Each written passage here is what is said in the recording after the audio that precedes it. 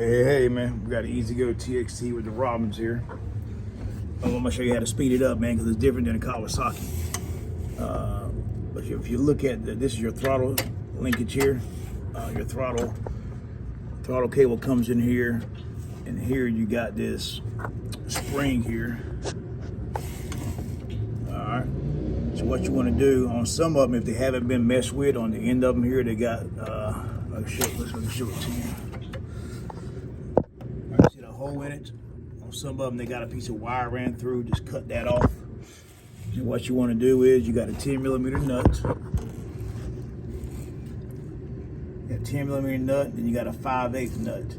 You take it and break the 10mm nut loose, which I already did. Take your 5/8 right here, and sometimes you can turn them by hand. If the whole thing spins, grab your pair of and grab it right here. You just keep turning in until you get the desired speed you want. You might be able to get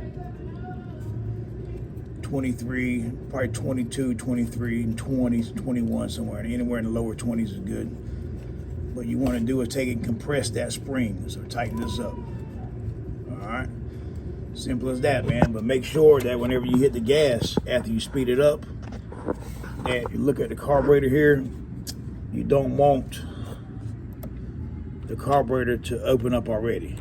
All right, you want to make sure when you hit the gas that the car turns over, and then after it turns over, you want that to open.